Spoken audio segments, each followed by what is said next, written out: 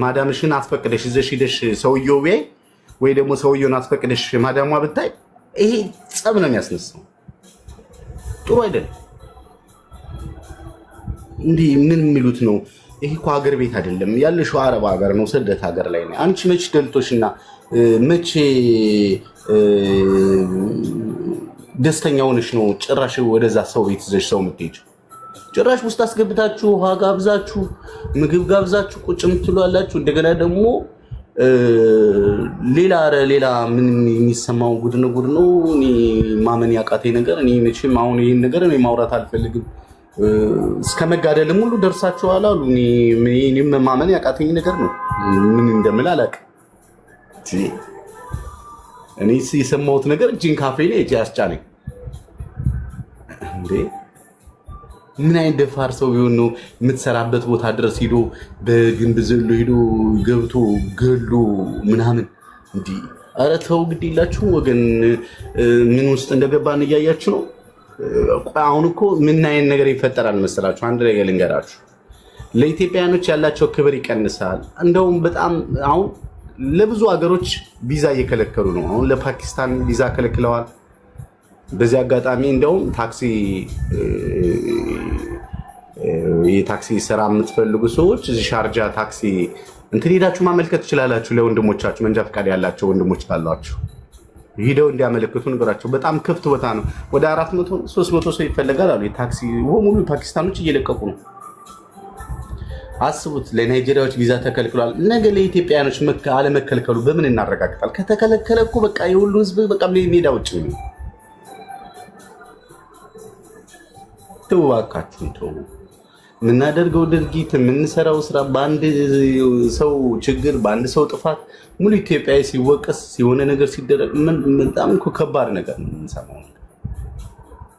መቼ ነው ቆይ እኛ የምንማረው? መቼ ነው ራሳችን ላይ እንትን የምንለው? ቤት ድረስ ለምንድን ነው ሰው ይዘን የምንሄደው? ነገ የሆነ ችግር ከተፈጠረስ ምንድን ነው ምን ልናደርግ የምንችለው?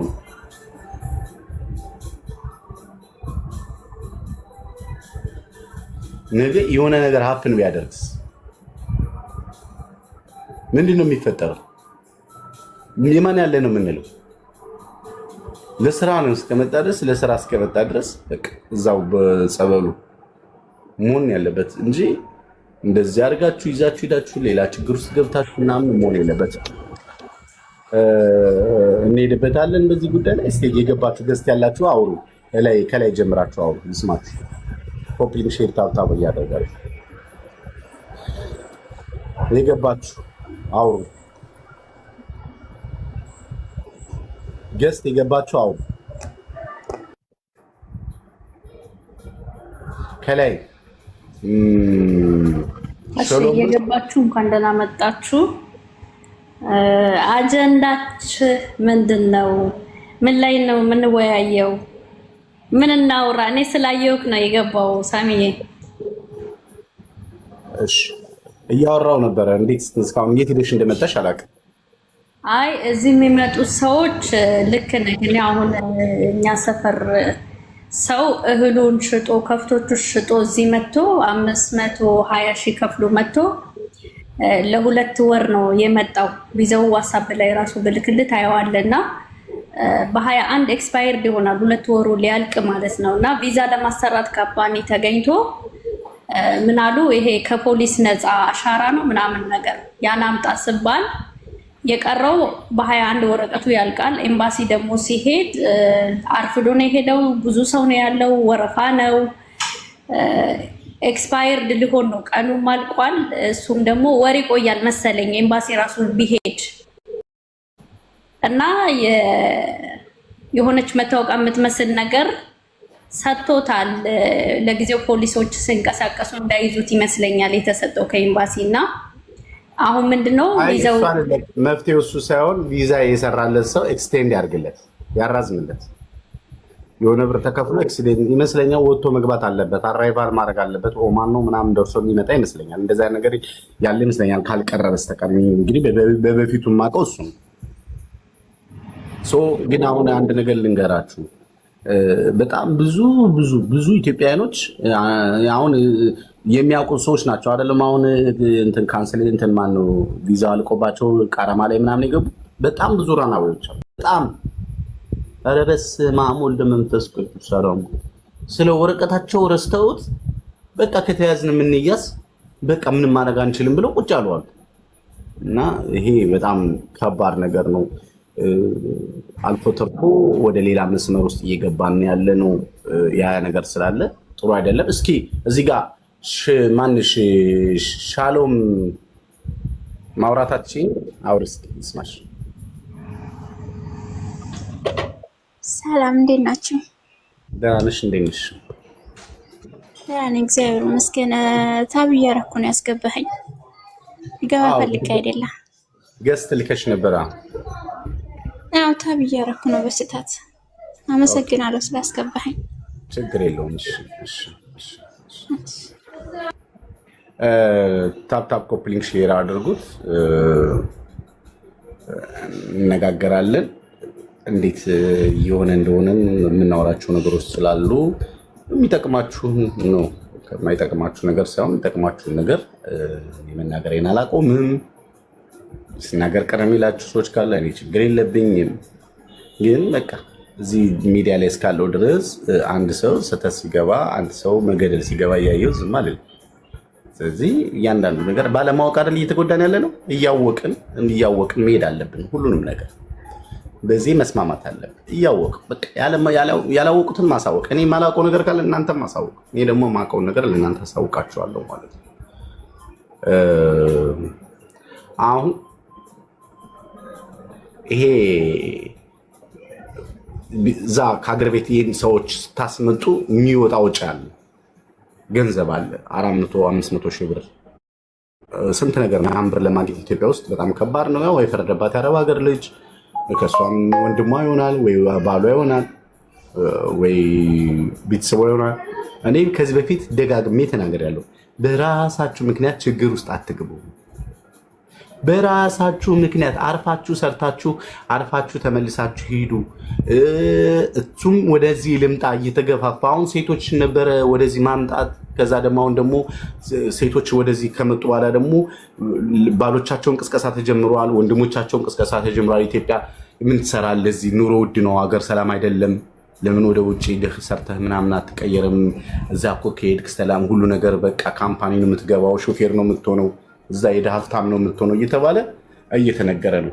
ይሄ ነገር ደግሞ ትክክል አይደለም። ያው የመጡ ልጆችን እያያቸዋቸው ከኢትዮጵያ ብር እያስመጡ የሚኖሩ ሰዎች አሉ፣ ግራ የተጋቡ ሰዎች አሉ፣ በየአስፋልት ዳር የወደቁ ሰዎች አሉ፣ በየመስገዱ የወደቁ ሰዎች አሉ። ኤምባሲ በር ላይ በጣም ብዙ ወንዶች የሚያድሩ አሉ። በጣም ብዙ ፎቶ ባሳያችሁ በጣም ብዙ።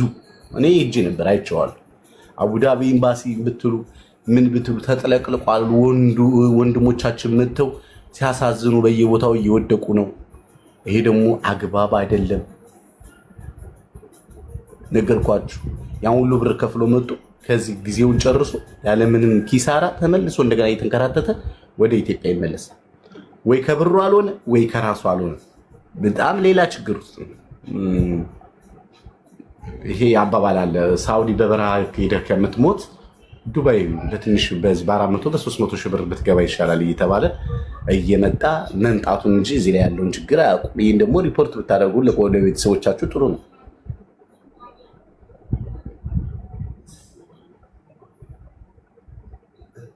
ትክክል እኮ ነው። ግን አገር ቢመርጡስ? አሁን እዚህ መጥተው እኮ ስራ የለም ነው። አሁን እኮ እኛ እይታችን ለምን መጡ አይደለም፣ እዚህ መጥተው ለምን ይንገላታሉ? ወገኖቻችን ናቸው።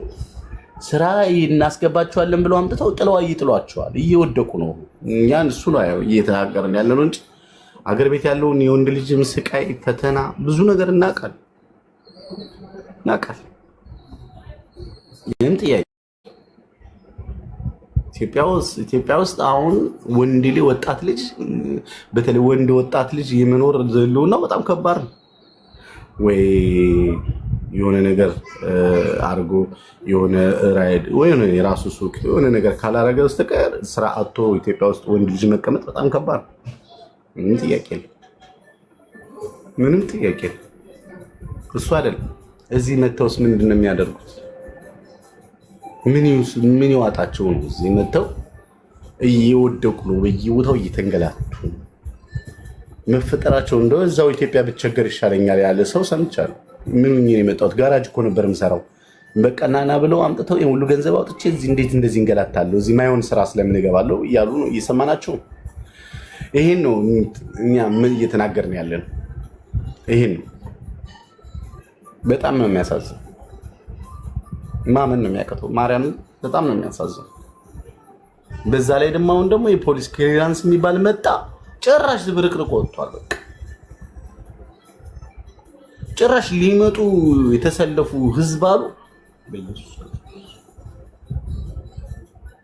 በቃ ሊመጣ ያለ ሰው በጣም ብዙ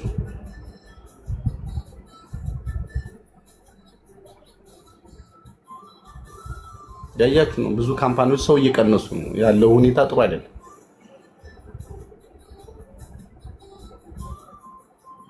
ምንድን ነው የሚደረገው?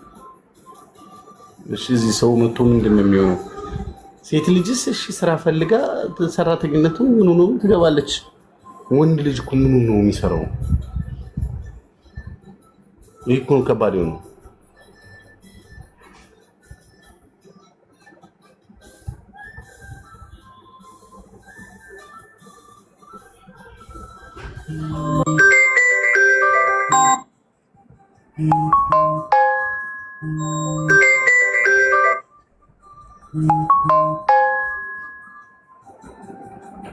ኮፕሊንግ ሼር ታብታብ አድርጉት።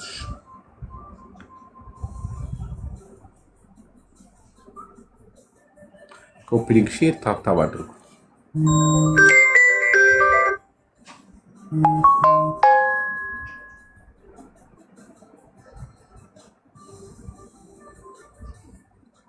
ኮፕሊንግ ሼር ታብታብ አድርጉት።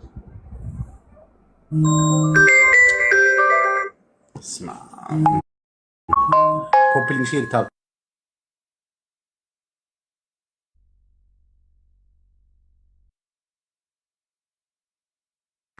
ኮፕሊንግ ሼር ታብታብ አድርጉት።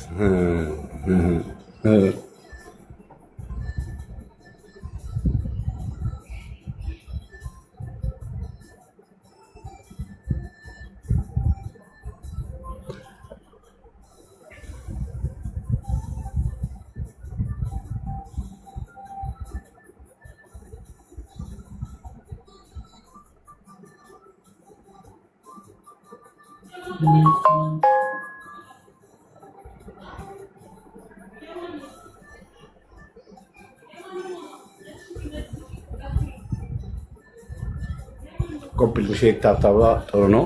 እሺ እኔ